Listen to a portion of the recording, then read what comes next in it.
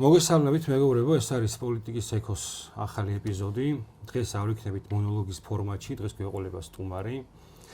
და ეს იქნება ჩვენი, ესე იგი, პირველი გადაცემა, სადაც სტუმართან ერთად ვეცდებით, რომ გავარჩიოთ მიმდინარე საზოგადოებრივი თუ პოლიტიკური პროცესები. ჩვენი სტუმარი იქნება ნუკრი შოშიაშვილი, ისტორიკოსი და ერთ-ერთი იმ ადამიანგანი, ვინც სოციალურ მედიაში, ტრადიციულ მედიაში ცდილობს, რომ განსხვავებულად შეხედოს მიმდინარე პოლიტიკურ პროცესებს, საზოგადოებრივ პროცესებს და არ იყოს აი ამ დომინანტური საზოგადოებრივი ნარატივის წევრი და ეს საკმაოდ მნიშვნელოვანია ჩვენი საზოგადოებისათვის და მათ შორის პირველესად იმ რაღაცა იმ ასაკობრივ კატეგორიასთვის, რომელსაც ქვია ახალგაზრდა და ახალგაზრდული აზრები. მოკლედ ჩვენი გადაცემის ესეთი პირველი თემა, აზეც აი ამ სტუმართან ერთად ვეცდებით რომ გავარჩიოთ, ეს არის ჩვენს ქვეყანაში დამკვიდრებული რაღაც დომინანტური დისკურსი, საზოგადოებრივი ნარატივი და აქტუალურია ის, რომ ჩვენ ძალიან გვიჭირს აზრის დაფიქსირება, ესე იგი, ფართო აუდიტორიის წინაშე და ამის მიზეზი ის კი არ არის, რომ შეიძლება ადამიანი ვერაფერ ვერ აყალიბებდეს საკუთარ მოსაზრებას, არამედ ის, რომ რაღაცნაირად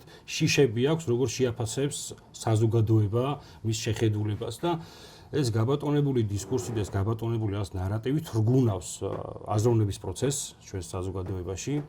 და ეს კიდევ განსაკუთრებით მნიშვნელოვანია მიმდინარე გეოპოლიტიკური პროცესების ფონზე, რომ ჩვენ ხედავთ ახალი სოფლიო წესრიგის ფორმირებას და ამ პროცესში ჩვენ თუ ახალგაზრდად გავთიშეთ ეს საზოგადოებაში აზროვნების პროცესი, შეიძლება უკიდურესად სახიფათო პროცესების წინაშე აღმოჩნდეთ და მოკლედ ესე პირველი შესავალთან ერთად პირველ კითხვას დაგისვა, ნუკრი, აი რა არის მიზეზი იმისა, რომ საზოგადოებამ თითქოს რაღაცნაირად უარი თქვა აზროვნების პროცესზე.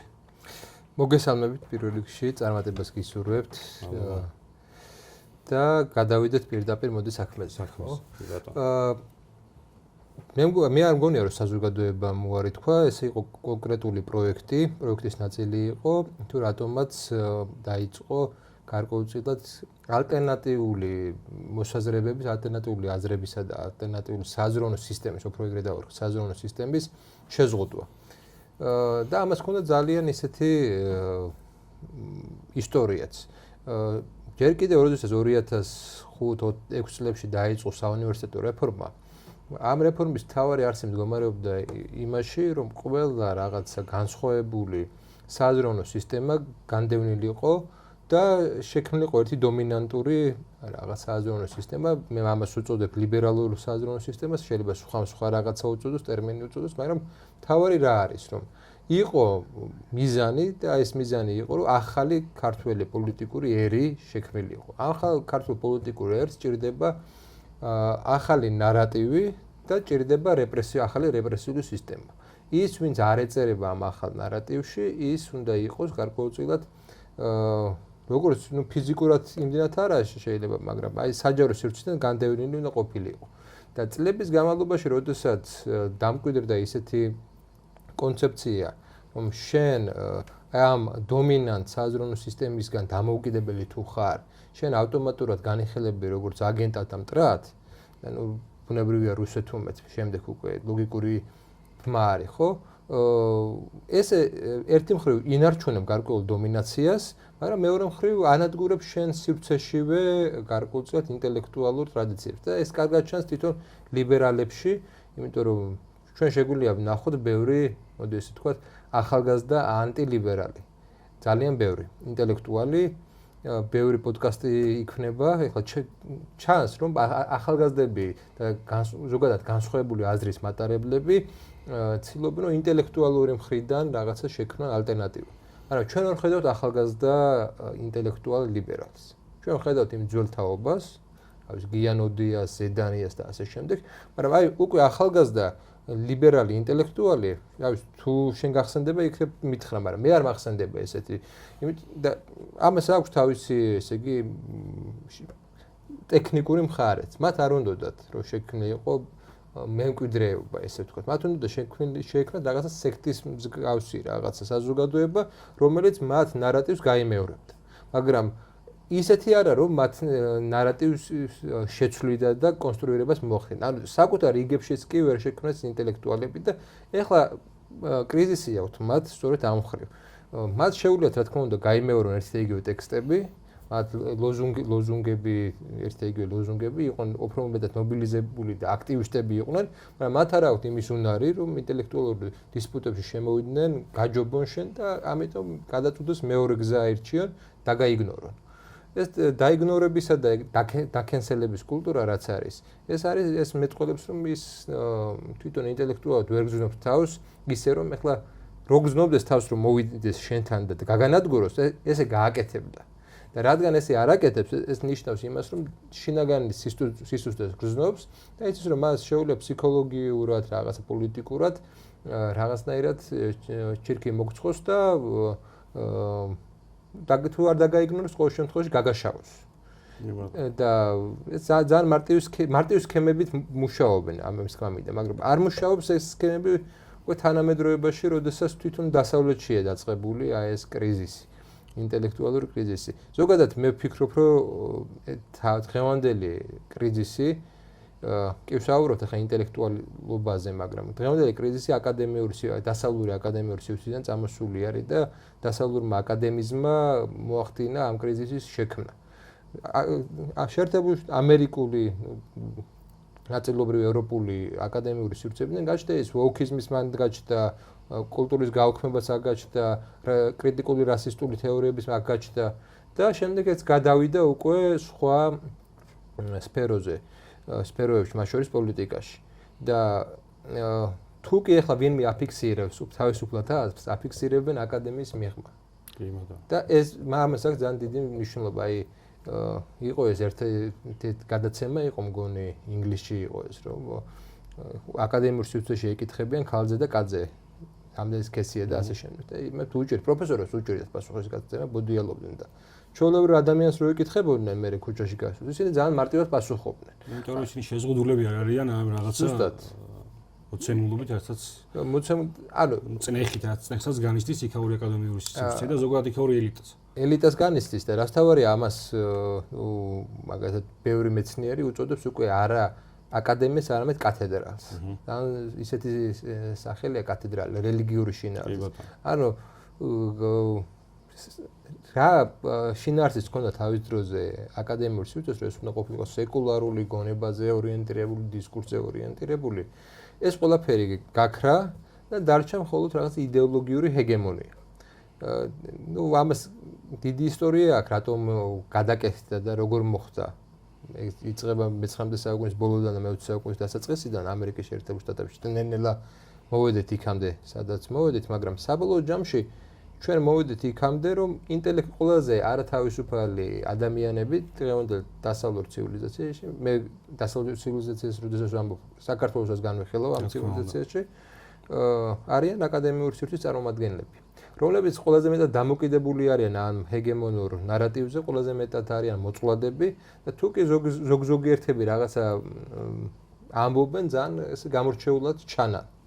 სხვა დანარჩებს ეშინიათ გრანტების, რო არ დააფინანსებენ, ეშინიათ აკადემიური თანამდებობის, ეშინიათ სხვა საშუალებები არსებობს, რითიც ეს იდეოლოგიური ჰეგემონია საკუთარ ფარულ რეპრესიებს მიმართავს. კი ბატონო, აი ეგ საშუალებები არის ძალიან საინტერესო. ინსტრუმენტები, რით ხდება აი ამ რაღაცა მასობრივი იდეოლოგიის დამკვიდრება, იქ მედია იქნება ეს აუφათ აკადემიური სივრცე იქნება, opinion maker-ები იქნებიან. თვითონ ეს სტრუქტურა რო გავშალოთ, თვალსაჩინო რო იყოს, ზოგადად რა ინსტრუმენტებით ხდება აი ამ რაღაცნაირი აი დომინანტური იდეოლოგიის დანერგვა საზოგადოებაში და შემდეგ უკვე მართვა რა თქმა უნდა რა.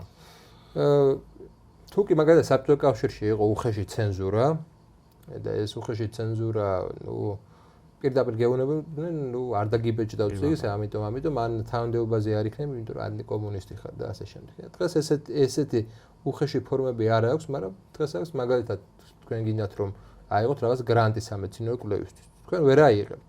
გრანტის თვითონ სისტემა როგორია, ესე იგი, შენერგები ამ კვლევას და არა პირიქით.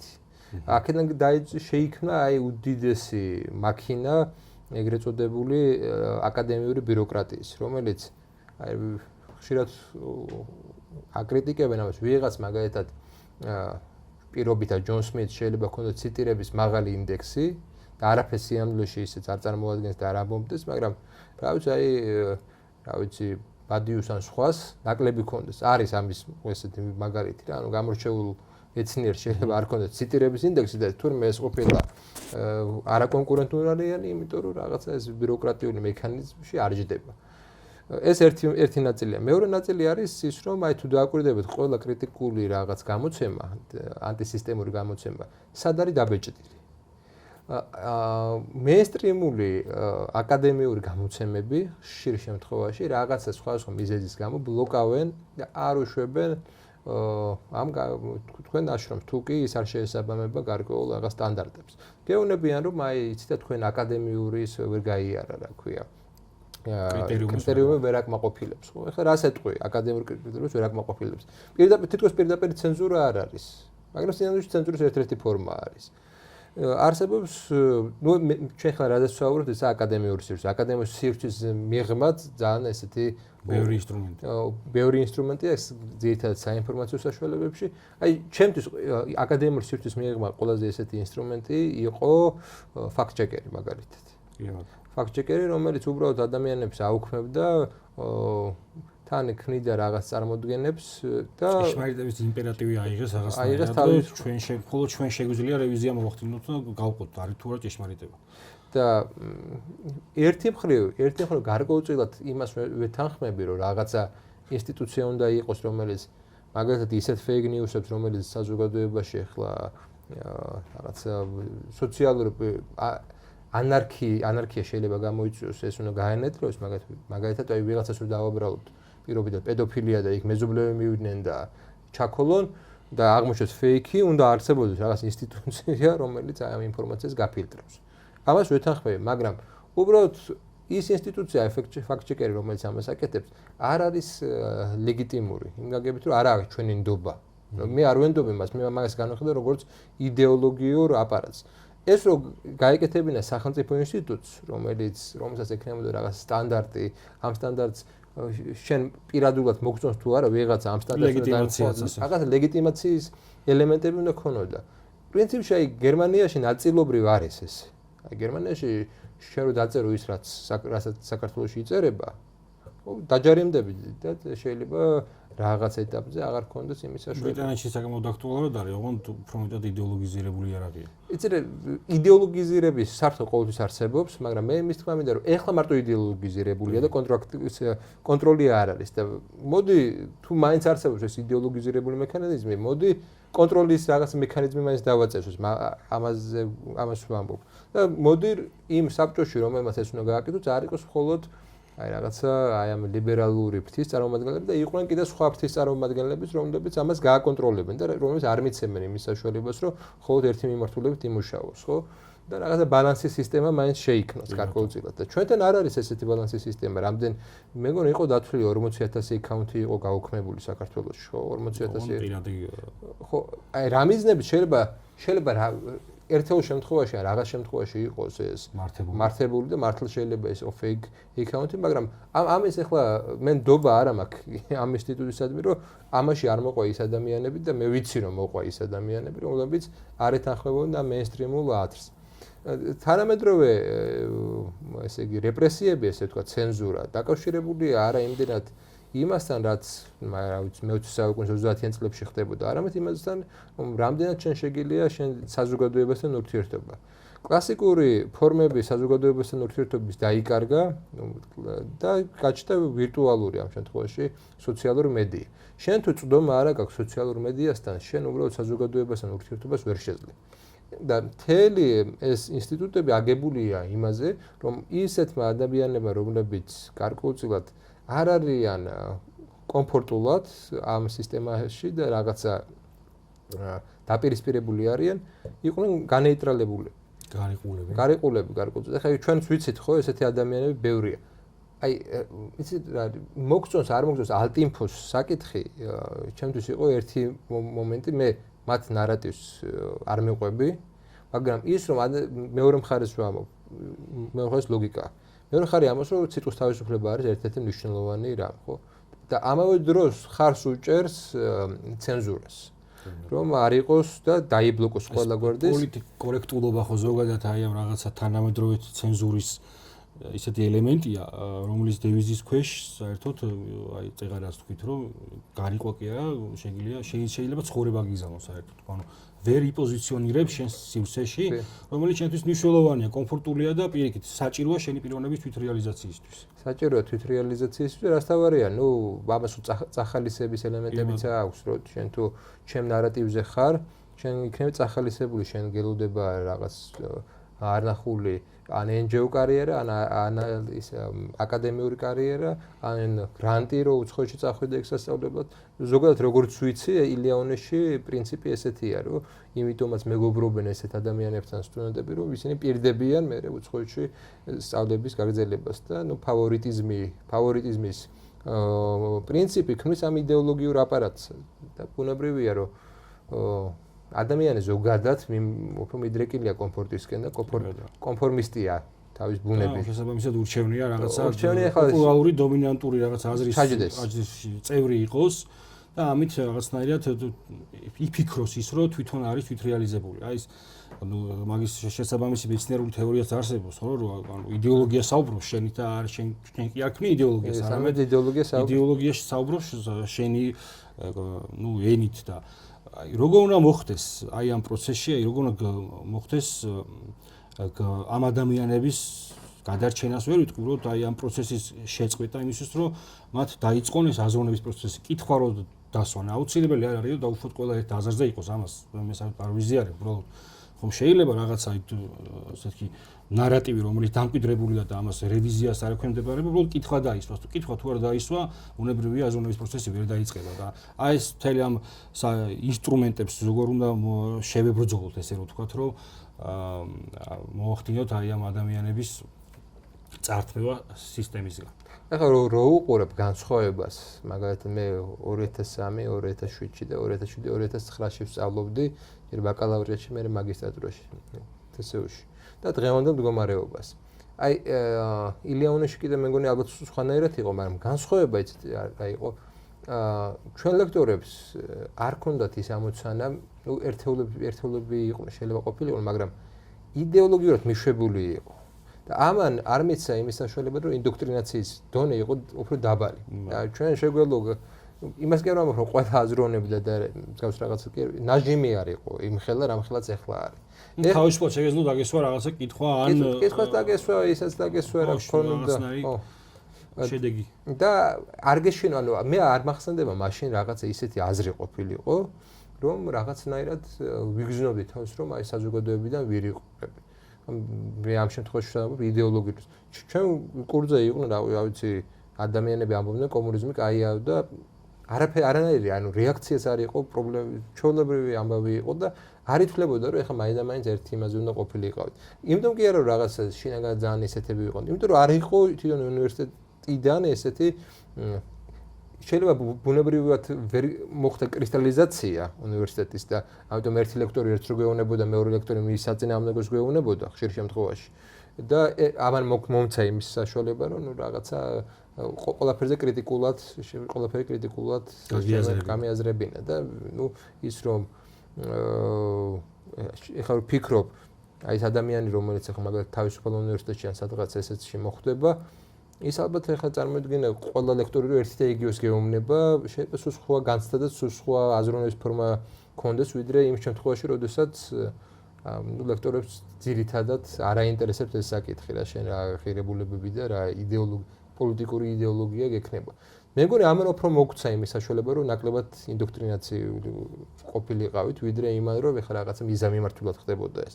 მიზამიმართულად არ ხდებოდა, არ ქონდა ისა TSU-ს ადრე ყოველ შემთხვევაში რაღაც იდეოლოგიური პროექტი არ ქონდა და ეს ჩემი აზრით უკეთესი იყო, ვიდრე ის, როდესაც უნივერსიტეტს აქვს იდეოლოგიური პროექტი. აი, როდესაც და ამიტომ არის, რომ მაინც აი ჩვენ თაობაზე მილენიალებზე ვერ ააგეს რაღაცა საკუთარი ნარატივი და ეხლა არის რომ მთელი ჯენზიზე. ჯენზის ეხლა რა არის სიამდვილეში ვთქვათ? ჯენზი ხო უკვე აღარ არის თაობა. ჯენზი არის სოციალური პროექტი. ჯენზისნაირი როგორც აღწერთ ხა ჯენზიზე შეიძლება ჩემ თაობაშიც იყოს, შემძე უფროსებშიც იყოს და ახალგაზრდებშიც იყოს.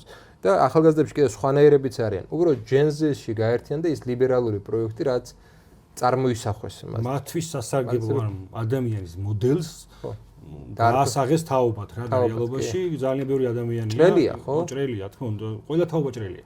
არ შეიძლება თაობა რაღაცნაირად ერთი ნარატივის ქვეშ იყოს. რა თქმა უნდა.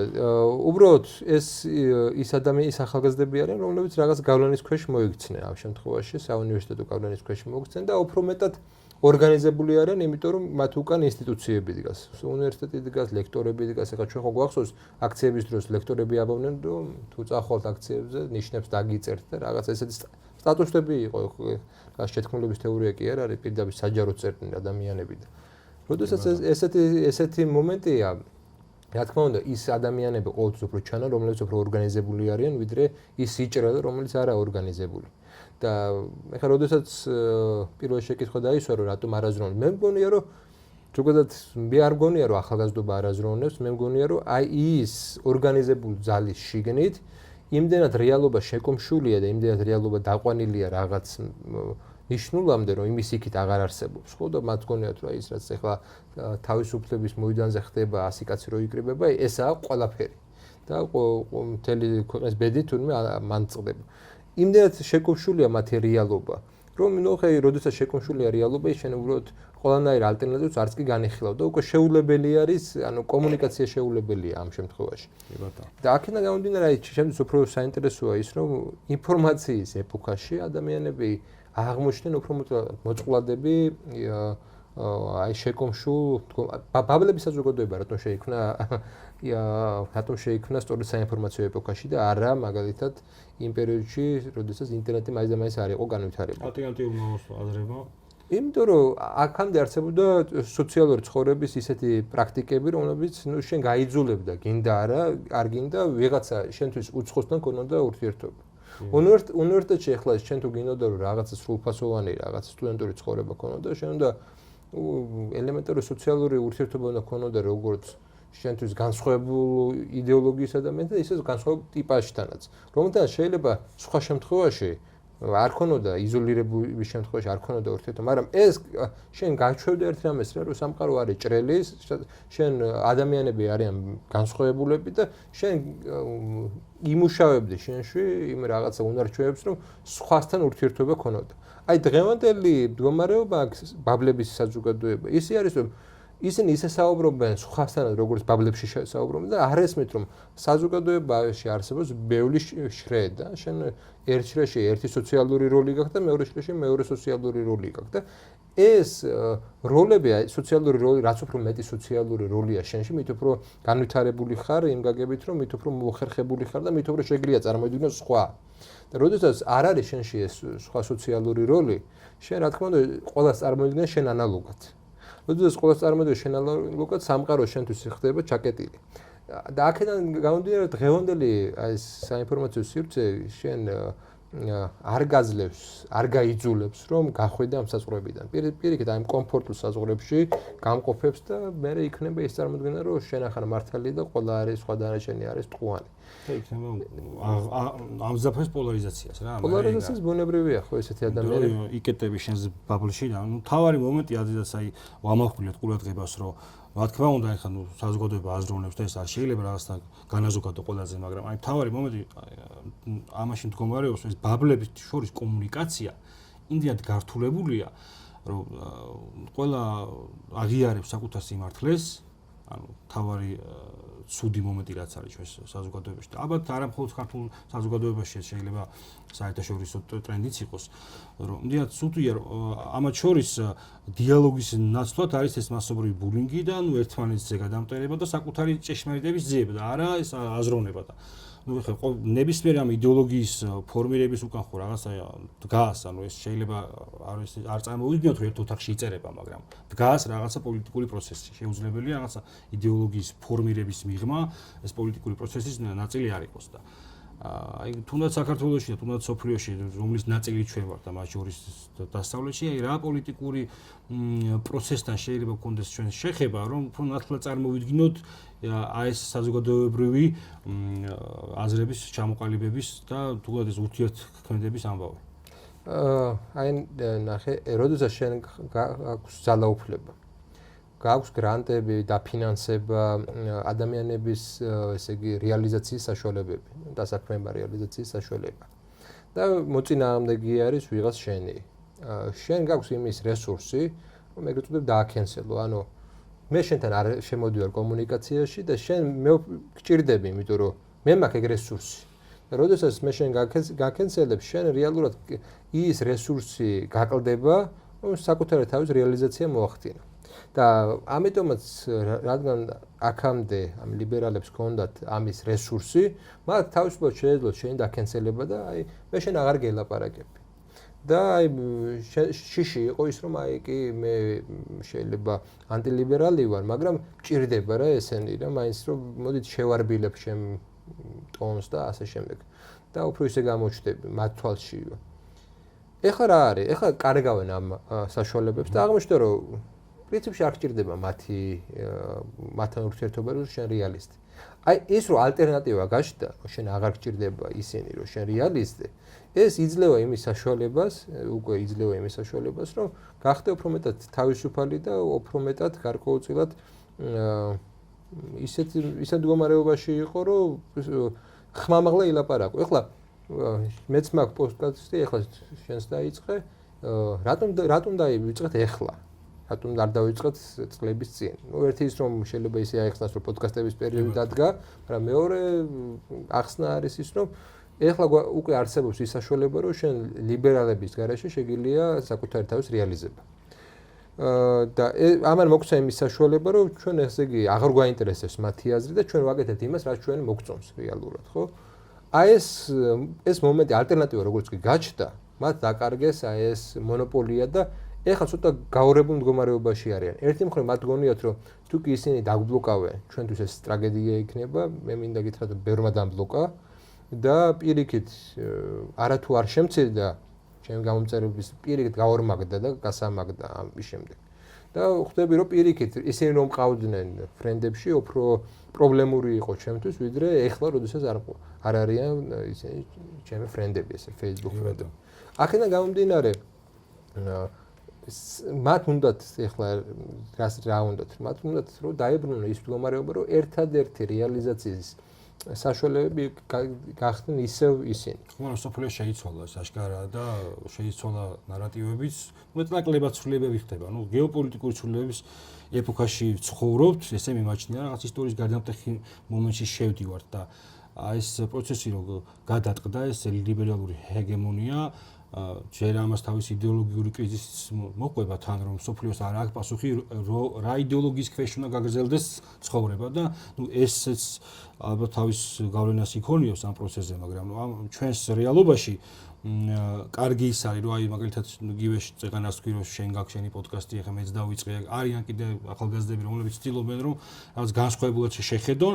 აი ამ პროცესში ძალიან მნიშვნელოვანია, მithores ამ ახალი სოფლიო წესრიგის პერიოდში მნიშვნელოვანია ეს ჩემი ის კი არ არის რაღაცნაირად რომ აი გავარღვიე ეს ლიბერალური წრე, არამედ ჩემი შინაგანი მოთხოვნაა რომ დავსვა კითხვები, რომ რაღაცნაირად დავიწყო თუნდაც იგივე ლიბერალთან, რომელიც ჩემი მეგობარი, ან შეიძლება ასულარი ჩემი მეგობარი, დავიწყო ეს აზროვნება, რომ აი შეხედე მეგობარო, შეიცვალა სამყარო, გავარ ძალიან რთული არჩევანის წინაშე, იმისა რომ როგორ უნდა გავაგრძელოთ პოზიციონირება სოფლიო პოლიტიკურ რუკაზე და არ შეიძლება რაღაცა კითხვის ნიშნის დასმის გარეშე ჩვენ რაღაცა უაპელაციოდ მივყვეთ ან ერთს ან მეორე ნარატივს, იქნება ეს ლიბერალური თუ არალიბერალური.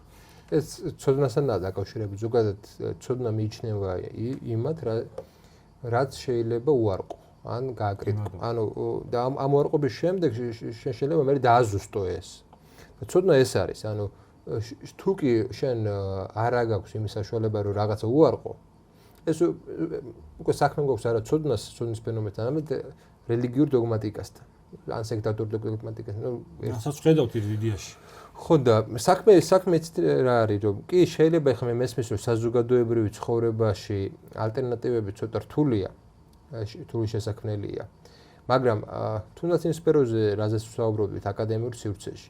ნუ ყოველთვის მიიჩნევა მაგალითად ისტორიაზე, ხო, ყოველთვის ვიცოდი, რომ ისტორია მასებისთვის, სკოლის სახელმძღვანელოებისთვის არის ერთი და ის რეალური ისტორია, რომელიც რომელიც განსხვავდება და რადიკალურად განსხვავდება და ბევრი სხვა შეკითხვებსაც სვავს არის განსხვავებული და ის აკადემიურ სივრცეში უნდა განეხილოდა ეს არ უნდა გამოიტანო მასებში იმიტომ მასებს არ აინტერესებთ და არც არის მათთვის ეს მთავარი პრობლემა რა არის როდესაც შენ აკადემიაში ზღუდაო მეინსტრიმულ აზრის გარდა ყველა აზრს შენ აკადემიურ სივრცეს პოპ ანუ კრიტიკულ აზროვნებას პოპ სხვაგან სადღაც აწარმოო კრიტიკული აზროვნება აქამდე წარმოებდა სწორედ აი ამ აკადემიურ სივრცეში და მე გადადიოდა საზოგადოებაში ხო და როდესაც შენ გააქრე შენ შიგნითვე იმის საშუალება რომ ადამიანებმა დააფიქსირონ განსხვავებული აზრი შენ გააქრე ცოდნის მთავარი პრინციპი რომ შეიძლება რაღაცის გაკრიტიკება და შემდეგ შენ თუ მართალი ხარ მე დაზუსტება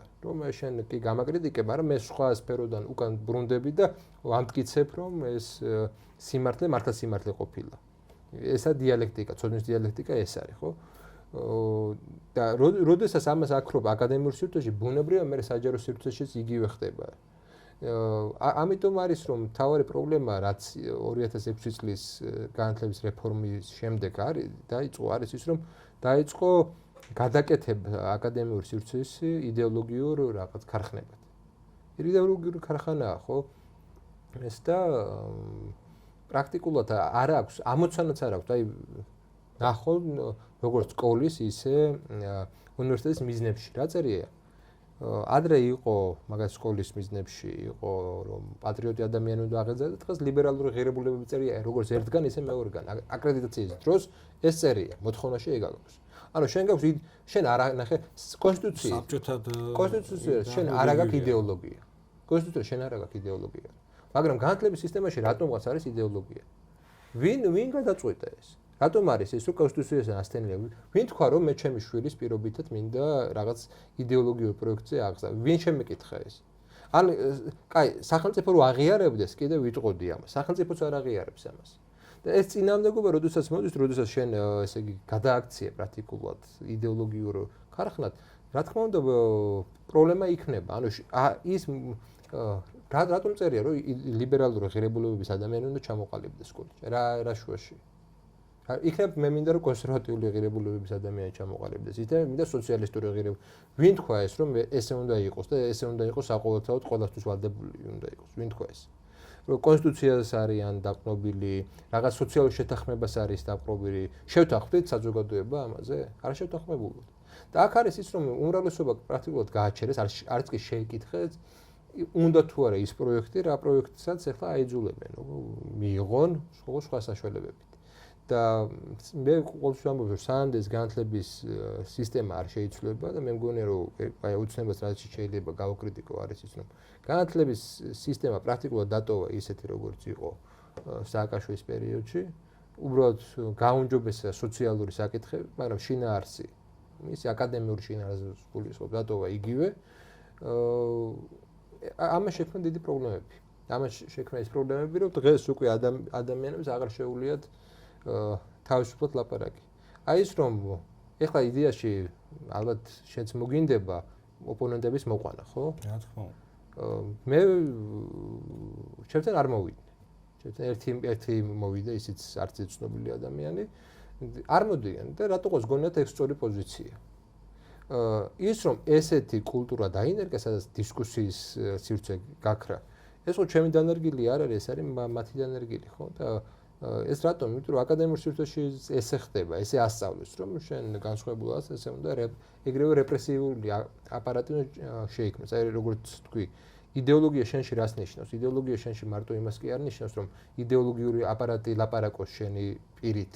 იდეოლოგია შენში ნიშნავს, რომ იდეოლოგიური რეპრესიული აპარატი არის შენში და თან გონია, რომ შინაგანი რწმენის დონეზე გაქვს ეს გამჯდარი და ფიქრობ, რომ ეს შენი აზროვნების მონოპოლია, კიდევ ცუდი მომენტი ეგ არის. რადგანაც ესე შენი გონია, შესაბამისად, უფრო მეტად იცავ მის პოზიციებს უკვე სხვებთან მიმართებით. აი აკადემიური სივრცეს რა მნიშვნელობა აქვს? ნუ როგორც რელიგიური ინსტიტუციას, ისე აკადემიურ სივრცესაც აქვს ორი მნიშვნელობა.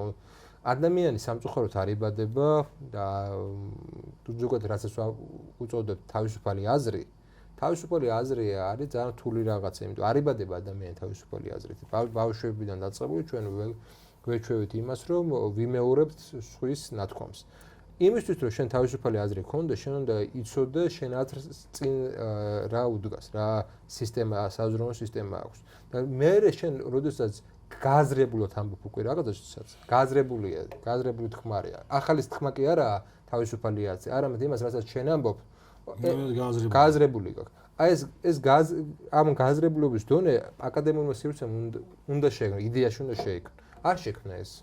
რატომ არის რომ ჰაბიტუსია, სოციალური ჰაბიტუსიდან ეს ამბოხებული განსხვავებული თითქოს ინდივიდუალისტური განსხვავებული ტიპები ერთნაირები არიან. შეების ერთნაირი, აი ნებისმიერი საზოგადოებრივი კონფლიქტის დროს მე განცდა მაქვს რომ ეს ფილმი უკვე ნანახი მაქვს. ზუსტად ვიცი იმას რა მესიჯი მოყვება, მე ვინ ჩაერთვება, რა პერფორმანსი დაიდგმება, ზოგადად პერფორმანსები მაგიჟებს ხოლმე, იმიტომ რომ პერფორმანსებით დაიწყეს რეალ პოლიტიკის კეთება და აბსურდია თავიდან ბოლომდე და ეს ნანახი ფილმის განცდა მაქვს და მეუფლება, მაგრამ აქ ეხლა ერთი კიდე მნიშვნელოვანი ფაქტორია, მინდა რომ აი იმ ლიბერალებაც და იმ ადამიანებიც გაიგონ, რომ ამ ჩვენი პლატფორმის და ამ საუბრის ამოსავალი წერტილი ის კი არ არის, რომ ამათ ვისაუბრო რომ იცი რა შენ მეგობრებო ვერ გადაიაზრე პროცესები, არამედ მივცე მესიჯი იმისა, რომ მოდი დავილაპარაკოთ და დავიწყოთ ეს აზროვნების პროცესი, რომ იცი რა, რასაც შენ იქნება შენ ფიქრობ ისეთ რაღაცას, სადაც მე არ მიფიქრია.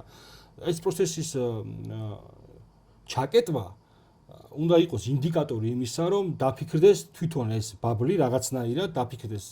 რომ ეს პროცესი არ იმართება რაღაც თვითორგანიზებულად, ეს არ არის ბუნებრივი პროცესი და ეს ჩაკეტვა არის რაღაცნაირად მათში ჩადებული მექანიზმი, მათ უკან დგომ სისტემის, იდეოლოგიის თუ პირებისა, რომელმაც უნდა გაწყვიტოს ეს კომუნიკაცია და აი ჩვენი ქვეყნის მაგალითზე მინდა ერთი რაღაცა მნიშვნელოვანი ფაქტორი თქვა, რომ აი არჩევნების მერე იყო ხოლმე ძალიან ბევრი ერთნაირი სტატუსი იყო, რომ დააბრალეს რაღაცა მშობლების თაობას ამ არჩევნებში იგივე რადგანაც ხელისუფლება არ შეიცვალა რა და ეს გადაბრალებაც და დანაშაულის სხვებში ძიებაც რაღაცნაირად დამახასიათებელი გახდა ამ აზროვნებისათვის და თუ ეს აი მათ თუ წამთან ჯერათ რომ დაუშვათ მათი ეს იდეოლოგია, მათი შეხედულება უკეთესი იქნება ქვეყნის მომავლისთვის კონფლიქტს კი არ უნდა მიიღონ ხელი, არამედ უნდა ეცადონ რაღაცნაირად კონსტრუქციულ დიალოგში შემოვიდნენ იგივე თავის მშობელთან, მეგობართან.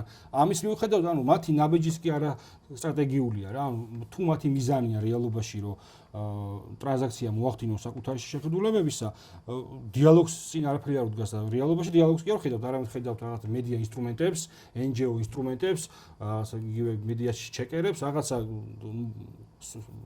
ორგანიზაციებს, რომლებიც თავიანთ ბაბს ელაპარაკებიან და ცდილობენ რომ ეს გაასაღონ მე უკვე საზოგადოებრივ ჭეშმარიტებად და აი ეს კითხვა იმისა რომ დიალოგს ალტერნატივა არ აქვს და შენთვისაც კი აუცილებელია თუ გინდა რომ რეალობაში შენი შეხედულება შენთვის საინტერესო გახდეს ამ კითხვას თვითონ არ სვამენ და აი ეს მომენტი რაღაცნაირად შეზღუდული აქვს რა და დასავლეთი იქნება თუ აღმოსავლეთი იქნება დასავლეთი ზოგადად ახასიათებს ხა დასავლეთმა იგივე აი ისტორიკოსი ხარ და კარგად იცი რომ რომის იმპერია იქნება თუ საბერძნეთი იქნება და ყველა უცხო სივრცეს ბარბაროსებად მოიხსენიებდა მას ახასიათებს მის იდეოლოგიის მიღმა არსებული სივრცის მარგინალიზაცია რომ ცივილიზაციაში აქვს რა და დასავლეთს ეს ახასიათებს და ყველა რევიზია დასავლური ღირებულებისა ბარბაროსებად აღიქმება რომ ინკვიზიციის პერიოდიც გვახსოვს ჩვენ და ასე შემდეგ და დღეს ეს პერიოდში შემცირდა, გადატეხა მოხდა, აღმოჩნდა რაღაც თავისუფალი აზრები, იქივე ამერიკიდან დაიწყო ეს პროცესი, თუმცა აი ამ ჩვენს შიდა აუდიტორიაში ეს კრიზისი შეიმჩნევა, თუმცა არ იმჩნევენ, ანუ ფაქტი სალსახაა, მაგრამ რაღაცნაირად არ უნდათ რომ აღიარონ და მე მგონი კარგი მომენტია იმისა, რომ ეს გაყოფილი საზოგადოებას რაღაცნაირად ისეთი შვალედური კითხვები დავსვათ, რომ ჩვენ ხო რეალობაში ორი მხარეს ხო რაღაცნაირად ჩვენ წარმოდგენაში უკეთესი მომავლის შენებლობა გვინდა და აი ამ მიზინა გამომდინარე კარგი პერიოდია იმისა რომ რაღაცნაირად გავყოთ ის პოლარიზაციის ელემენტები ჩვენში გავწიოთ გვერდზე და ისეთ თემაზე დავსვათ კითხვები რომელიც შენ თავშიც და ჩემ თავშიც მოახდენს რაღაცნაირად დანერგილი აზრის რევიზიას რა. ნუ პირველ რიგში თავარი განსხვავება ინფანტილური ანუ ბავშვური აზროვნებისგან არის ის რომ შენ უშვებ შენი სამყაროს ხედვა შეიძლება იყოს არასწორი. იმიტომ რომ უშვებ იმას, რომ შენ შეიძლება ამ წამს ვერ ხედავდე და არ ფლობდე იმ ინფორმაციას და არ გიფიქრია რაღაცაზე, რაც შეიძლება მე დაფიქრების შემდეგ შეგეცვალოს რა. ანუ იმის ალბათობას თუ უშვებ, რომ შენ შეიძლება რაღაც ხედვები შეგეცვალოს, ეს ნიშნავს, რომ შენ არ ახარ ინფანტილური, შენ ახარ ჩამოყალიბებული, რომელიც შეიძლება მცირე ინფორმაცია გაქვს, მაგრამ ზაობა იმისა, რომ განვითარდე და შეიცვალო, ამის გავს, ანუ რეალურად განვითარება დაკავშირებული ადამიანის იმისკენ, რომ შენ გაქვს ზაობა ცვლილების, რომ შენ რეალობისგან მიღებული რაღაც სურათებით შენ შინაგან სამყაროს რეკონსტრუქციას ახდენ. და შენ თუ ის ტიპი ხარ, რომელიც ამბობს, რომ მე ფლობ ჭეშმარიტებას, მე ვიცი რა არის ჭეშმარიტება, რასაც ახლა ესენი აკეთებენ. სხვა ტერი, შავი, თეთრი და ესეთი ტერი მეგობარის პრინციპით. ტერი მეგობარი კიდე უფრო რაციონალური იქნება, უფრო რელიგიური შინაარსი აქვს, ხო? შავი და ესე ეშმაკი და ანგელოზი დაახლოებით ესეთი ის. ინფანტილური მდგომარეობა, იმიტომ რომ არ უტოვებს შენ თავს იმის საშუალებას, რომ შენ თვითონაც შეიცვალო, იმის არგუმენტები მიიღო. აი, ძალიან მარტივი ისა ისტორიიდან მოვიყვანე, ჯვაროსნული ლაშქრობები თავიდან დაიწყო სხვანაირად და შემდეგ უკვე, როდესაც ერთმანეთი ნახეს, სალადინის სურათი და დამოკიდებულება ჯვაროსნებზე იყო, ანუ იმიტომ რომ შეისწავლეს ერთმანეთი, შეცვალეს ერთმანეთზე დამოკიდებულება, აღიარეს ერთმანეთის ღირსება. კი, მტრებად კი დარჩნენ, მაგრამ აი ეს ცვლილებებმა ძალიან დიდი რაღაცა ითამაშა იმისთვის, რომ საკუთარი თავის კრიტიკა გამოიწვია და ის ფანატიკური თავდაპირველი დამოკიდებულება გაანეიტრალა. და ჩვენთანაც ეს მომენტი და ინფანტილიზმის გადალახვის მომენტი არის ძალიან ესე მნიშვნელოვანი. მეორე ესე იგი მნიშვნელოვანი მომენტი აკადემიის გარდა მე რასაც აკვირდები არის ის, რომ პერფორმანსები თქვი და მე უფრო კლუბურ ესთეტიკას მოვიყვანდი. ბასიანის აქციების შემდეგ დღემდე აქცია გახდა როგორც კლუბი. ანუ ეს არის თავისუფალი კლუბის სივრცე და რასთავარი აი კლუბის ლოგიკა კიდე რა არის? აქვს face control. იმისთვის რომ შენ აი ამ სივრცეში იყო, გჭირდება რაღაცა ის ატრიბუტიკა, რომ შენ შეგიშვან კლუბში. და ეს ატრიბუტიკა რა არის? ძირითადად არის ის, რომ შენ უნდა ჰაბიტუსის, სოციალური ჰაბიტუსით გავდე იმ რაღაც ნაწილს და რაღაცებს უნდა იმეორებდე. აი ეს სისტემა, სადაც გართობას ამ შემთხვევაში აქვს უკავია ცენტრალური ადგილი და ეს გართობა თან underground გართობა, რასაც უწოდებენ, აქვს ესე იგი ძალიან დიდი ეს ტრაგიკულია ალბათ ახალგაზრდასთვის, რომელსაც არ უშვებენ კლუბში. ალბათ ერთ-ერთი პრობლემა შეიძლება იყოს. და ამან ძალიან მაგრა იმუშავა ახალგაზრდებში, იმიტომ რომ იქ ყოფნა ნიშნავდა რაღაცა შვენიანი ხარ და რაღაც სივრცეებში ავტომატურად თავისუფლად ანუ face control-ის გავლასას ნიშნავდა რა. მე უკვე სხვა დანარჩენ სივრცეებში. აი ეს მომენტი გართობისა და იმის მომენტი, მიმღებლობის მომენტი ძალიან ესეთ კრისტალიზებული აქვს. აი კრისტალიზაციის თავი პრობლემა რა არის? ესეთმა ჩამოყალიბებულმა ადამიანმა იცის და ეს ცხოვრებისეული გამოცდილება ეტყვის, რომ პრინციპულად ადამიანები ვართ განსხვავებულები. შენ შეიძლება ისეთი ადამიანი შეხვდეს, რომელიც პრინციპულად განსხვავებულია შენ. ცუდი კარზე კი არა, განსხვავებულია და ამ ადამიანობისთვის, ადამიანური ურთიერთობისთვის დამახასიათებელი რეალურად ჯანმრთელი მდგომარეობისთვის არის ის, რომ შენ ამის მიღების უნარი გაქვს თუ არა. აი ესაა თავარი. ხო ამბობენ ის, რომ რაღაცა ინკლუზიურობა, ინდივიდუალიზმი, სიამოვნებაში, როგორ შეიძლება ინდივიდუალიზმის კულტურაში ესეთი ერთსახოვანი ადამიანი იბადებოდეს, ხო? იქ ჩდებოდეს. ყავს ინდივიდუალიზმის განვითარებას ყველაფერს. პირიქით, შენ თუ შენგან ტოტალურად განსხვავებული, შეიძლება ტოტალურად არა, მაგრამ რაღაც განსხვავებული ადამიანისთან კომუნიკაციის უნარი არ გაგაჩნია, შენ ჩათვალე რომ ახდე მხოლოდ კრისტალიზაციას. კრისტალიზაცია საზოგადოებას არ შეუძლია კრისტალიზაცია. ვერ იტანს კრისტალიზაციას. ყველა კრისტალიზაციის პროექტი, იდეოლოგიური პროექტი მაგიტომაც ვარდება, ყველანაირი იდეოლოგიური პროექტი ვარდება მაშინ, როდესაც კრისტალიზაცია იწყება. მე მაქვს ის თეორიას, რატომაც ოცნება რატომ უგებს. ოცნება აი იყო ალტინფოზე, რომ აი ესეთი უნდა იყოს კონსერვატორი და ისეთი. რას აკეთებს ოცნება? ოცნება ეუბნება, რომ ჩემსკენ ახარ კონსერვატორი ხარ. მე შენ შეცვლას კი არ ვაპირებ. ვიჭერ მხარს კონსერვატორი ხარ და ისინი რას ამბობენ, რომ თუ ჩემთან ხარ ეგეთი უნდა იყოს, შენ უნდა შეიცვალო. და ჩემი აზრით მიდგომა ის, რომ არ გიტოვებს შენ ხო, არ გიტოვებს საშუალებას. მიდგომა ის, რომ შენ უნდა იყო გამაერთიანებელი და არა ის, ვინც კრისტალიზაციას ახდენს. ეს ყოველთვის ჯაბნის კრისტალიზაციის პროექტი. იმიტომ რომ აქ ხო ადამიანი არის სოციალური არსება და რაცა უნდა შენ ეცადო რომ კონფლიქტი შეიძლება გამოუვიდეს ახლა ოჯახები გაიყო და ასე შემდეგ, მაგრამ მაინც მიდრეკილია იმისკენ რომ რაღაცნაირად ეს სოციალური ურთიერთობაში მარტო ადამიანი რო ვერ იარსებებს ამას თავისი რელიგიური საფუძველის გააჩნია. ხო, მაგრამ აქ არის ლიბერალური გზა, რომ შენ გიქმნიან კომფორტულ ზონებს, ბაბლების ზონებს და ბაბლების ზონა, რა თქმა უნდა, ყველა მაინც ცხოვრობს, რაღაც ჩაკეტილი სივრცეებში, საკუთარი საძმაკაცო ხავს, რომელთანაც ძირითადად ვატარებთ, ეს ბუნებრივი პროცესისაა, მაგრამ ბუნებრივად გვიწევს კიდე ამ სივრცის გარდა სხვებთან ურთიერთობა, სადაც განსხვავებული აზრი არის, განსხვავებული მდგომარეობა და ხედავ რომ არსებობს სხვადასხვა სოციალური რეალობები და პერსპექტივები შეფასების, სადაც შენ საძმაკაცოში თუ კარგი და ცუდი ერთია, სხვა საზოგადოებაში კარგი და ცუდი შეიძლება იყოს განსხვავებული და შენ როდესაც იძულებული ხარ რომ ამ ადამიანებთან ურთიერთობაში შეხვიდე, შენ ხედავ რომ სამყარო თურმე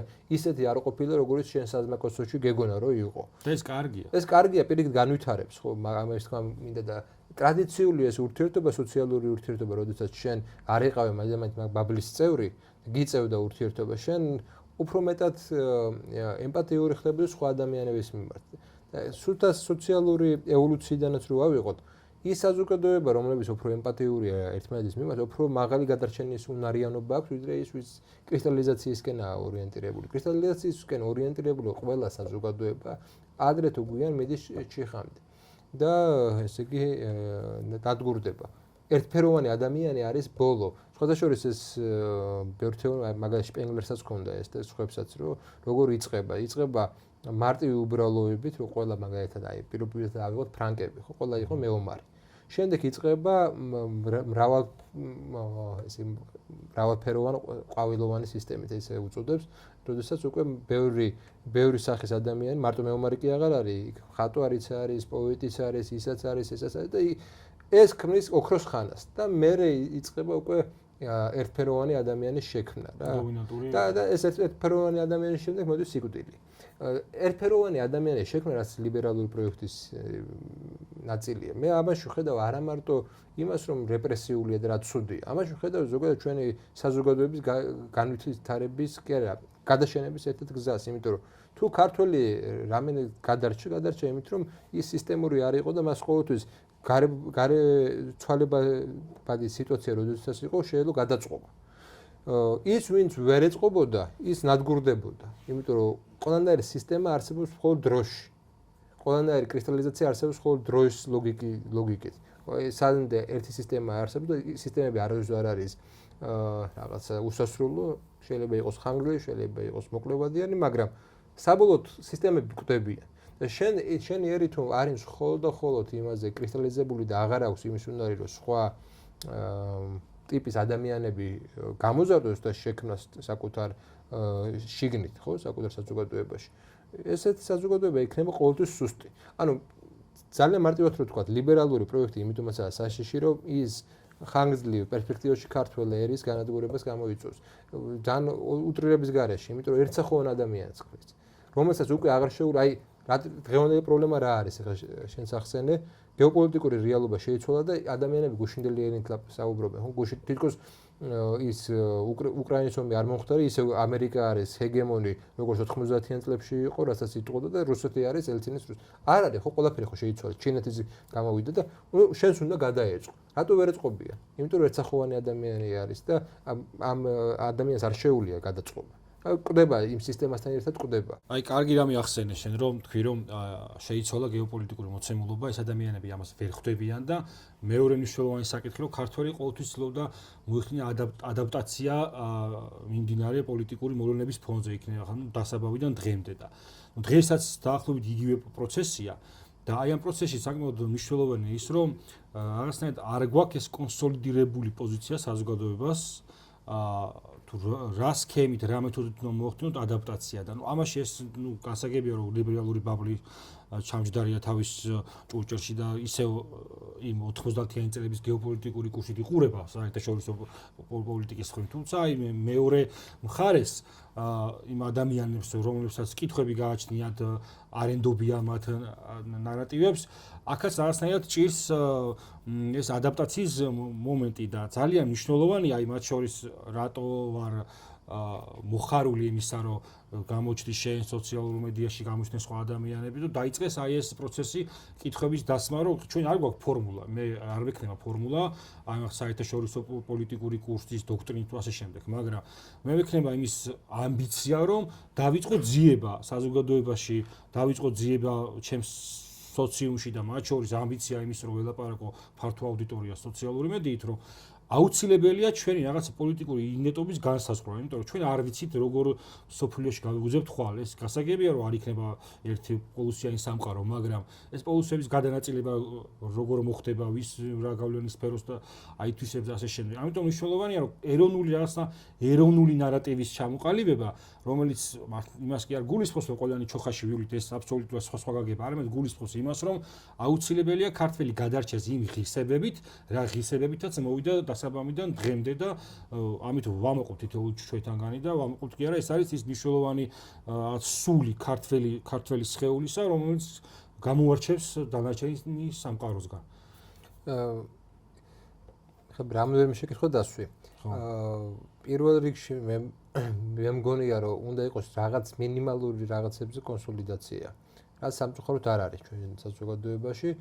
კონსოლიდაცია და რაღაცების აღიარება უნდა მოგვიწვიოს და დღემდე ცოტა გვიჭირს ამის აღიარება. რატომ?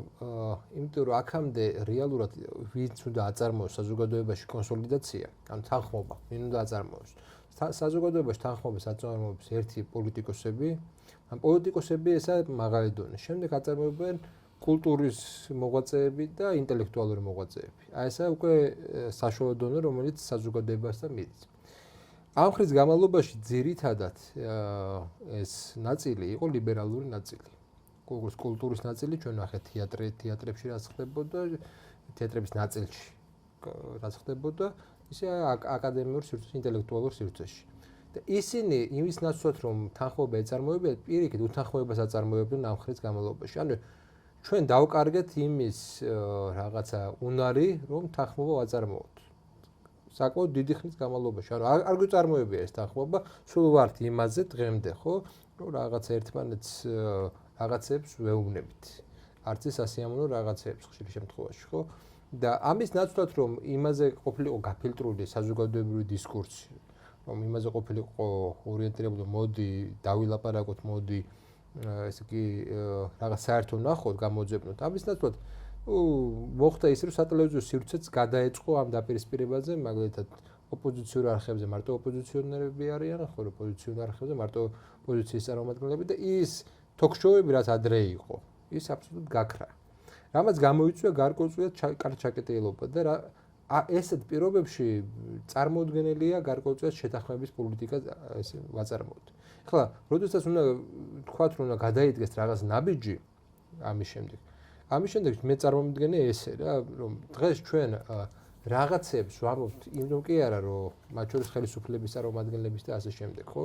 უფრო დაბალი რანგის ადამიანები, რომლებსაც შეიძლება არ აქვთ პასუხისმგებლობა, მაგრამ მაინც რაღაცა ისე სიტუაციაში არიან.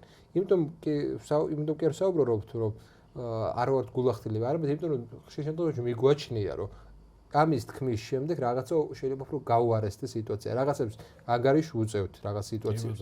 საბოლოო ჯამში ნელ-ნელა თუ აი განსაკუთრებით 22 წლიდან რაღაცები ხმამაღლა ითქმება, რაც აქამდე დაფარული იყო.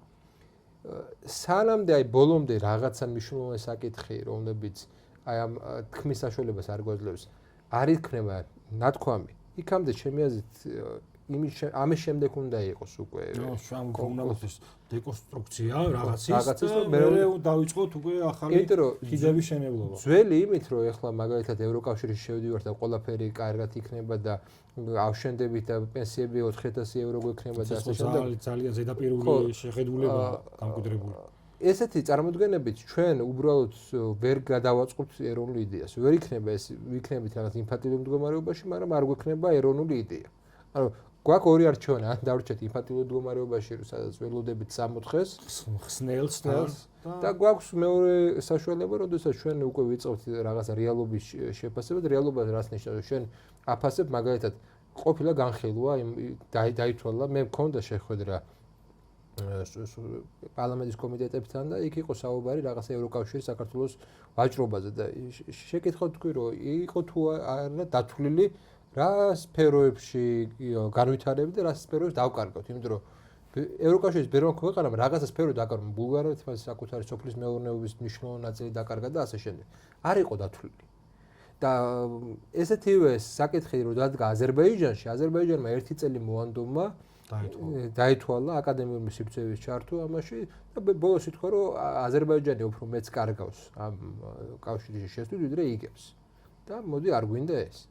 მე არ ვამბობ საქართველოს შემთხვევაში იგივე პასუხს მივიღეთ, მაგრამ ჩვენ გვჭირდება რეალობის სურათი. ვიღაცა მათემატიკურად დათვალოს რა სფეროებში, ამ კანონების მიხედვით რა სფეროები გადარჩება აქ, რა სფეროები ვერ გადარჩება აქ და ნახოთ ხეირის მათემატიკურად უნდა ვიაზროთ, მარტივად რო ვთქვათ რა. და პლუს ამას უნდა შეაფასოს მომდინარე საფრთხეების, სხვა რეგიონალური აქტორების ინტერესები ჩვენ საბაჟო ჩვენ აღარ გვექნება. ჩათვალე რომ აქ იქნება ევროკავშირის წარმომადგენლობა საკუთარი საგადასახადო სისტემით და ის რაც შემოდის, რაც ახლა მაგალითად ჩვეულებრივი ქართული ბიზნესისთვის ან ადამიანებისთვის მნიშვნელოვანია, აი მაგალითად რუსეთში რომ გააქვს რაღაცა პროდუქცია, ხო? როყიდი, სხვა ტარიფის მე მოგვიწევს შემოტანა და ან გატანა და ასე შემდეგ. და ეს გაწევს თუ არა, ამაზე პასუხი არის არა ის რომ შენ რაღაცა პენსია გექნება 4000 რაღაც ევრო, არამედ ის რომ რეალურად რა მექნება, მინდა დათვლილ. მეცნიერული პოლიტიკური ხედვა მინდა ამასთან დაკავშირებით. არ არსებობს ესეთი ხედვა, არ ჩატარებული ესეთი კვლევა. და შესაბამისად არ გვაქვს რეალობის სურათი. რეალობის სურათის ნაცვლად ჩვენ გვაქვს რაღაცა წარმოდგენები, ნაივური წარმოდგენები და ეს ნაივური წარმოდგენები კრიტიკას არ უძლებს, იმიტომ რომ ჩვენ გვაქვს მთელი რიგი აღმოსავლეთ ევროპის ქვეყნები, რომელსაც აბსოლუტურად სხვა გამოცდილება აქვს, ხო? არ ვსაუბრობთ მაგალითად საბერძნეთის კრიზისზე, რა გამოიწვია. თუ ჩვენ ვინმეს გავართ არა დასავლეთ ევროპის ქვეყნებს, არამედ აღმოსავლეთ ევროპის ქვეყნებს გავართ, ხო? თავის სტრუქტურით, თავის გამოცდილებით და ასე შემდეგ. რატომ არის რომ მაგალითად რუმინეთმა 2 მილიონი ნახევარი თუ 2 მილიონი 700,000 ადამიანი დაკარგა ამ პერიოდის განმავლობაში. ბულგარეთმა 3 მილიონი ადამიანი. რატომ ვერ მოხდა იქ რომ წარმოებები ყოფილიყო და ეს მუშახელი დარჩენილიყო. ჩვენთან რა იქნება ამ შემთხვევაში? კიდევ უფრო მეტი გავა თუ რა მოხდება ამ შემთხვევაში? უკვე არა ვართ წევრი და ასოციაციის შემდეგ, ვიზა ლიბერალიზაციის შემდეგ გავიდა საკმაოდ მნიშვნელოვანი ნაწილი, ხო, ჩვენ თანამოქალაქეების. კიდე გავლენ რა მექანიზმი გაქვს რომ შევაჩეროთ ეს პროცესი? პრინციპში ახლა ეს უნდა ღიად ვთქვათ რომ ჩვენთან არასდროს არ იქნება, არასდროს ახლა ძალიან ხამაღალი ნათქვამი, მაგრამ უახლოეს 50 წელიწადში არ იქნება ის ხელფასები, რაც მაგალითად გერმანიაში. ობიექტურად არ იქნება. თუ ვერ გააჩერება, რა თქმა უნდა, შეხიზადინებას ესე. ამიტომ უნდა ითქვას, რომ რა შეიძლება ალტერნატივა მოიძებნოს, კაი, ჩვენ ხელფასს არ აძლევ, მაშინ სხვა რაღაცა უნდა იყოს, სოციალური სტაბილურობა, რომ ადამიანს დაცული უნდა იყოს მაგალითად სამუშაო პირობები, რომ მასეც უდენება, კი, შეიძლება არ გქონდეს დიდი ხელფასი, მაგრამ სამაგერო სამსახურს არ დავკარგავ და შეიძლება და მის გარემოში, მშობლიურ გარემოში იქნება. თუ იმას გონია, რომ ემიგრაცია კაი რაღაცაა, ემიგრაცია არის ძალიან საკმაოდ ძიმე რაღაცა და ცხოვრების მნიშვნელოვან ასპექტებს კარგავს, ახლობლებთან ურთიერთობას კარგავ, ძირითადად შრომითი მიგრანტები არიან და საკმაოდ ძიმე შრომა უწევთ და ასე შავი მუშაობთ არიან, როდესაც აქ შეუძლიათ დაბალი ხელფასი ჰქონდეთ, მაგრამ უკეთეს სტატუსის ჰქონდეს სამსახურებში იყვნენ, ხო? და საკუთარი საქმე აკეთონ. და ეს ამაზე მე არ ვიცი ამის რესურსი გვაქვს თუ არა უკვე, მაგრამ უნდა იყოს დათვლილი ეს ყველაფერი და უნდა იყოს შემოთავაზებული. ამაზე არ არის საუბარი. ოპოზიცია რაც უნდა აკეთებს შემიადეს, ამაზე უნდა გქონდეს აქცენტი. და ამის ნაცვლად იქნება რაღაც მითი. და ამ მითს ვეთაყვანებით, კარგოს კულტი იყო ესეთი, როდესაც მაგ ტოლმა ნახა თვითმფრინავი, რომელმაც ჩამოაგდო თავის დროს მეორე მსოფლიო ომის დროს ჰუმანიტარული დახმარება ჩამოაყო და ღვთაება იყო და შექმნეს ეს თვითმფრინავების ღვთაებები, კარგოს კულტით ცნობილი ის არის. აი ესეთი კარგოს კულტი შეიქმნა ევროკავშირიდან, რომ აი თავარი არგუმენტი არის ის, რომ ის გვეხმარება. კი, მადლობა, რომ გვეხმარება, მაგრამ ჩვენ დახმარების გარდა გვინდა საბოლოო ჯამში მიზანი არის, რომ ჩვენი ეკონომიკა იყოს თვითკმარი, ამ შემთხვევაში საკუთარი სოციალური პოლიტიკა. მაგაზეც კი არ ვართ შეთანხმებული რეალობაში, რა გვინდა ევროკავშირისგან. ეგ პოზიციაც კი ძალიან ბუნდოვანია და ზედაპირული შეფასების იმაზე გადის რა. ზოგი ამბობს, რომ ეს არის დასავლური ქოლგა რუსული ინტერესების წინააღმდეგ, აქ მანდამაიცას იმას არ გულისხმობ ჩრდილოატლანტიკურ ორგანიზაციას, როგორც დასავლეთთან ურთიერთობაზე მაქვს საუბარი, ზოგი ამბე სოციალურ საკითხებს აყენებს, თუმცა აი რა თქვენ ყველანი იყავით მომწრე, როცა აი ბოლო პერიოდში ეს პოლიტიკური დაძაბულობა იყო საქართველოს ხელისუფლებასა და დასავლეთს შორის, რომ როგორ რაღაცებს თვლიდან, რომ ეს შემცირდება, ეს დააკლდება, ეს ამოვარდება, აღარ შემოამდენი თანხა და ასე შემდეგ, ხო? თუმცა, ნუ პირიქით ეკონომიკა გაიზარდა. ეკონომიკა გაიზარდა, ანუ გადააზრებული არა აქვს არც ერთ არც მეორე მხარეს რეალობაში, მათ შორის იმ თავარ აუდიტორიას ქართველ ერს ეს უფრო პრობლემურია ჩემთვის, თუ ვიღაც შეიძლება რაღაცა იცოდეს. გადააზრებული არა აქვს რა მოლოდინები უნდა გქონდეს იგივე დასავლეთთან ურთიერთობაში, იგივე რეგიონალურ ურთიერთობებში, იგივე რუსეთთან მიმართებით, ხო საერთოდ იქ არის წინა გადაცემა ჩვენ ქონდა ესეთი ისტერიული მტრის სახე და ეს იყო რუსეთი აი როგორ ემოციურ დონეზეა ქართული აუდიტორიისა და აი ამ რუსული დაპირისპირება აყვანილი ყველაფერი შენს გარშე რაც კი ცუდია არის მისი ბრალი და შენ თუ დაუშვათ წეღანა თავიდან როგორც დავიწყეთ საუბარი რაღაცნაირად სხვა კითხვას დასვა რომელიც რევიზიას მოახდენს ამ დოგმატური აზრისა ხარ პრორუსი. ესეც საბოლოო ჯამში შენ ერის განვითარებას ხელს არ აძლევს, იმიტომ რომ იმისნა გამოდიან თუნდაც რასაც ქვია ტერიტორიული მთლიანობის აღდგენა და ასე შემდეგ, ხო? ილუზიაში ცხოვრობ და არ გაქვს შეხება რეალობასთან და აი ჩვენი პოლიტიკური იდენტობის ძიება ამ თანამედროვე სამყაროში არის ნომერ პირველი ამოცანა უნდა იყოს ყოველ შემთხვევაში აი ხელისუფლების ოპოზიციის თუ აი ყველა აქტორისა რომელიც ამაში იღებს მონაწილეობას. მithumedas აქ გვაქვს ჩვენ გამოცდილება მაგალითად უკრაინის, ხო, როდესაც საუბარია რომ დასავლური ქოლგა. უკრაინის გამოცდილება რო არსებობდეს კიდე ხო გასაგებია რაღაცა ესე იგი წარმოდგენები გვექნებოდა. ანუ რეალური ისტორიული გამოცდილებები ხო და არსებული გეოპოლიტიკური გამოცდილებები ხო შეგვიძლია რომ რაღაცა დასკვნები გავაკეთოთ და ამაზე ვიმსჯელოთ. კი, დახმარება მიდის ესე იგი და ის წინააღმდეგობა რა წინააღმდეგობასაც უკრაინა უწევს რუსეთს ეს არის დასავლური შეიარაღებით გაწეული წინააღმდეგობა, მაგრამ რის ფასად ქალაქების დანგრევის, ინფრასტრუქტურის მოშლის, მოსახლეობის გადინების 1 მილიონამდე ადამიანია სხვა მონაცემებით ორი მხარეს დახოცილი და უკრაინელების უფრო მეტი ადამიანია ამ 1 მილიონში, ხო? და ამ ყველაფრის ფონზე რაღაცა შენ ხონდა გქონდეს რაღაცა ხედვა, რომ მე რო ესეთი წარმოდგენა მაქვს ამ ქოლგის შესახებ, მართლა ესეთია თუ არა ეს ქოლგა, რატომ არ არის ესეთი უკრაინასთან მიმართებაში, რატომ იქნება ესეთი საქართველოსთან მიმართებაში, ხო? ეს ყველაფერი უნდა დაისვას სხვანაირად. როდესაც შენ რაღაცა რელიგიური ხედვა გაქვს და ეს რელიგიური ხედვა აპრიორი ნიშნავს იმას, რომ ამ დოგმატიური რაღაცა წარმოდგენებისგან მარჯვნივ მარცხენ თუ გაიხედე მოღალატე ხარ, შეუძლებელი ხდება რაღაცა შეკითხვების დასმა. აი, ჩემთვის პრობლემა რა არის ამ ყველაფერში? რომ ეს რო იყოს მხოლოდ რაღაცა ჯგუფი, რომელსაც ესეთი ხედვა აქვს, კიდე ხო, მაგრამ ეს არის ძალიან ექსპანსიური ჯგუფი, რომელიც ცდილობს რომ ყველაზე და ყველაფერზე გავრცელოს საკუთარი ძალაუფლება, საკუთარი აზრი და ყველა სხვა დანარჩენი გააჩუმოს. ეს რო იყოს ერთ-ერთი მრავალთაგანი აზრი, კიდე ხო, ნუ ეხა ბევრი აზრი არსებობს და მაგაზე ხო ვერ გაათანაბრებ ყველა აზრს, მაგრამ მისი ექსპანსიური ხასიათი არის ჩემთვის ყველაზე მეტად მიუღებელი. იმიტომ რომ ჯერ ერთი თუ ექსპანსიური ხარ კეთილი ინებე და ჩემ გონებას პატივი ეცი და მინიმუმ ჩემ გონებაზე მაინც წინააღმდეგობაც უნდა მიიღო რა, თუ ექსპანსიური ხარ, ბუნებრივია ჩემი წინააღმდეგობაც უნდა მიიღო. ჩემ შეკითხვებსაც უნდა უპასუხო, ხო, თუ ექსპანსიური ხარ და თუ შენ ისე ხარ ექსპანსიური რომ ჩემ აზრს წაუქმებ, ეს ნიშნავს იმას რომ შენ გიწევს ძალიან ბევრი ადამიანის დაჩაგვრა, ძალიან მარტივად რა. ამიტომ არის ჩაგრულის სისტემა. ჩვენ ხო ყველას კარგად გვესმის რომ აი ერთი რო წარმოვიდგინოთ რომ ამ აქციებმა წარმატებას მიაღწიეს. და აი დემოკრატიის სახელით განხორციელდა მორიგი ხავერდოვანი რევოლუცია. მე აღარ ვამბობ ომზე და რუსეთ-საქართველოს ურთიერთობაზე. შიდა რეალობაზე ვსაუბრობ.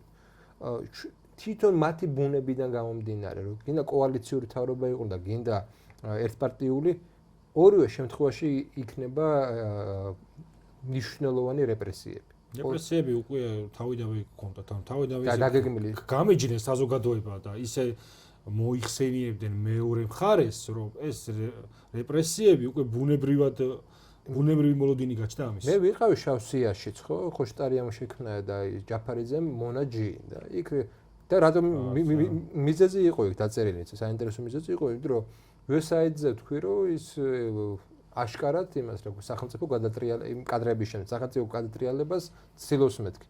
და იქ ეწერა რომ ანტიდასავლური ნარატივის გამო მე მოხვდი მონაჯიში. ესე იგი, რა გამოდის რომ მე არ მithქვას რომ რუსეთი კარგია, მე არ მithქვავს რომ დასავლეთი ცუდია, არაფერი მსგავსი USAID-ზე თქვი რაღაც. ესაც კი საკმარისი აღმოჩნდა იმისთვის, რომ რაზეც თვითონ ამერიკელები ძაბობენ მაგას. ხო, და თვითონ ამბობენ. ანუ იმის თქმა მინდა რომ წარმოვიდგინე ესე დონეზეც კი, ესე პატარა დონეზეც ტიპები არიან ძალიან შეუმწყნარებლები. ანუ მათი შეუმწყნარებელი ბუნება ყველგან ჩანს, ყველანაირ ასპექტში ჩანს. ისინი ბევრს შეიძლება საუბრობენ სექსუალურ უმცირესობებზე, მაგრამ სინამდვილეში მე ხმალჯერა რომ არც მათ რეალურად არც მათ ინტერესებს არ გამოხატავენ, მაგრამ ინსტრუმენტია ჩვეულებრივ. სინამდვილეში ეს არის იმდენად შეუმწყნარებელი, რომ თუ კი ჩვენ რაღაცას საუბრობთ რაღაც მართლა შემწყნარებაზე და ტოლერანტობაზე, ეს ჯგუფები არ უნდა არ უნდა ქონდეთ მათ დომინანტური პოზიცია. წინანდელ შემთხვევაში შეუძლებელია თანაცხოვრება. ანუ ისინი ქმნიან ისეთ პირობებს, ცხოვრების ისეთ პირობებს, სადაც თანაცხოვრების საშუალებები აღარ არის. აი როგორ უნდა იცხოვრო ისეთ ადამიანთან, რომელიც ყველა შენ რაღაცა შეკითხვას, მე რომ მოსაზრებას, ყველა შენ შეკითხვას რუსულად აზაღებს და მოღალატურად აზაღებს. აი როგორ უნდა იცხოვრო, მაგრამ ესა ჩვენ გვიწევდა ქართველებს ეგეც არამთლად მასეთი არა, მაგრამ დაახლოებით ეგეც საზოგადოებაში ცხოვრება და აღარ ვაპირებთ მან დაბრუნებას და აბა რა იყო ტოტალიტარიზმი და საბჭოთა კავშირი იყო, არა მხოლოდ პოლიტიკური და რაღაცა ეკონომიკური ცენტრალიზაცია, არამედ აზრის და შენ თუ რაღაცა ერის ხალხის მოღალატე იყავი და თავდებოდა იქ ყველაფერი და დაახლოებით იგივეა, რასაც დღეს ვუყურებთ, ხო? თან ეს რატომ არის პრობლემური? საბჭოთა კავშირში არსებობდა იდეოლოგია. და იდეოლოგიური სახელმწიფო მიზნები ქონდა. დღეს ესა გახლეჩილი. ერთი მხრივ შენ საუბრობ ტოლერანტობაზე და მრავალფეროვნებაზე და მეორე მხრივ ახშობ ამას. აი ზოგადად ბერნარდ ჟაკი არის ესეთი ნაციონალიზმის კვლევარია და ის საუბრობს, რომ ლიბერალების უცნაური დამოკიდებულება ნაციონალიზმისადმი. ერთი მხრივ ისინი ამბობენ, რომ აი ნაციონალიზმი არ გვინდა, ეს ყველაფერი არ გვინდა. მეორე მხრივ, როდესაც მათ სჭირდებათ მობილიზაცია, ისინი იყენებენ ნაციონალიზმს. და ეს ურთიერთსაწინააღმდეგო მდგომარეობა, აი მაგალითისთვის მოყავთ.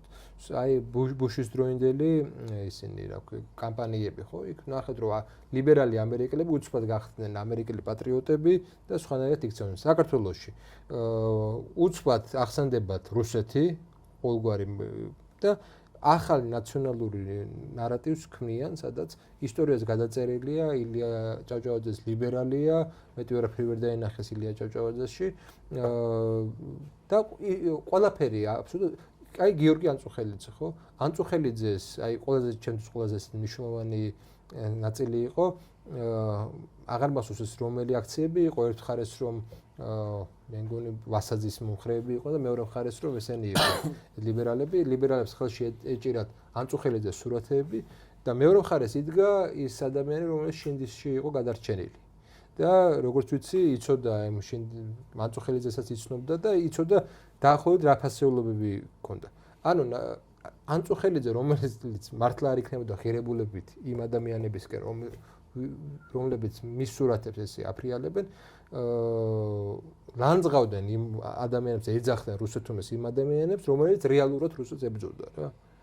ზოგადად როცა ღირებულება, ანუ პატრიოტიზმი ხდება ინსტრუმენტი, ანუ ინსტრუმენტი როცა ხდება პატრიოტიზმი ახლა როგორც მამარდაშვილი ხო ამბობს ამ ცნობილ ფრაზას, რომ ნაძილების უკანასკნელი დავისაფარიაო. იმიტომ რომ აი ის როგორც ინსტრუმენტი ხდება პოლიტიკური პოზიციონირების, უკვე ხვდები რომ ის ანუ ამ პოზიციონირებაში გულახდილობა არ არის, სიმართლე აღარ არის რა. ეს პატრიოტიზმი უკვე ვერ იქნება მათთვის რაღაცა ბუნებრივი გამოვლენა და ნუ ამით უბრალოდ ცდილობენ თავიანთი ბაბლის იქითკენ მიმართვას რაც მის იმ მომენტში ახალი პოლიტიკური არის ქმნიან ისე. ახალი პოლიტიკური არის ქმნიან, რომელიც წერიც არის, როდესაც რუსეთზე საუბრობენ, სინამდვილეში მართლა რუსეთს კი არ გულისხმობენ. სინამდვილეში გულისხმობენ თანამოძმეს, რომელიც მათი პოლიტიკური ენის ნაწილი არ არის. სინამდვილეში ეს არის. იმიტომ ავრცელებენ ამ რუსეთის იმიტომ რომ ეს რუსეთი ხო მითოლოგიური რუსეთია სინამდვილეში. აი ყველაზე კაი ის იყო რომ რუსები რო ჩამოვიდნენ ამ ომის შემდეგ ჰაბიტუსით ჰიპსტერი რუსები და ისინი ჩამოვიდნენ როგორ არ მარტო მსგავსად ევროპელები ბევრად ევროპელებად გამოჩნდნენ ვიდრე ჩვენი ხო ჩვენი ჩვენი ეს ფსევდო ევროპელები ხო და აქ რა ჩანს რომ სინამდვილეში როდესაც ისინი რუსეთზე საუბრობენ ისინი რუსეთს არ გულისხმობენ ისინი გულისხმობენ რავის ქართველს რომელიც მათიანი არ არის ანუ შიდა პოლიტიკური და ისინი მაგას გულისხმობენ სინამდვილეში და ამიტომაც უფრო გამეტებით ებრძვიან რუსეთს რეალური რუსეთთან ესე იგი ურთიერთობა და მასთან დაპირისპირებაც გვჭირდება რა თქმა უნდა იმიტომ რომ ტერიტორიის საკითხია და სადღაც გაეროში ან სადღაც უნდა დავაპირისპირდე მაგრამ ხო კარად გვესვით არსებობს დაპირისპირების რაღაც მილიტარისტული გზა და არსებობს დაპირისპირების დიპლომატიური გზა და არსებობს შეთანხმების ნაწილის არსებობს. შეიძლება დღეს ესია და ხვალე სხვანაირად იყოს. აი ბევრ ვარიაციას განიხილავ და როდესაც ამის საშუალებას გართმევენ და ამას რატომ გართმევენ? იმიტომ რომ თავისივე ტყვეობაში, თავისივე რიტორიკის ტყვეობაში არიან. თვითონ ნაცების დროს პრობლემა არ იყო რუსი ტურისტების შემოსვლა თან უვიზოთ. კამპანიები გვახსოვს ლარსზე დახვედრა ხელი შემორთმევა. თავის პრობლემა არ იყო, მაგრამ თავი რა არის? კლავი მეორე. რუსეთი ამ შემთხვევაში რასაც ისინი რუსეთს უწოდებენ, ეს არის ქართველი. გულისხმობენ ქართველს და როდესაც ამბობენ რუსეთის სიკვდილზე, ისინი სინამდვილეში არ გულისხმობენ რუსეთს. იმიტომ მათ წარმოდგენაში აი ეს რა ვიცი, ეგრეთ წოდებული გრუზინებს უწოდებენ, აი ეს არის რუსი. აი მაგას გულისხმობს. სინამდვილეში ანტირუსული ისტორიით უნდა ძმისა და დის მოკლა რა. ეს არის ძალიან კაინიტებია, კაინური ნებაა რა სინამდვილეში. კაინტრის ხატის ფორმირებას გამოყენება შიდა რაღაც ძალაუფლებისათვის. უბრალოდ ამართლებენ იმით რა რუსეთის ფენომენით.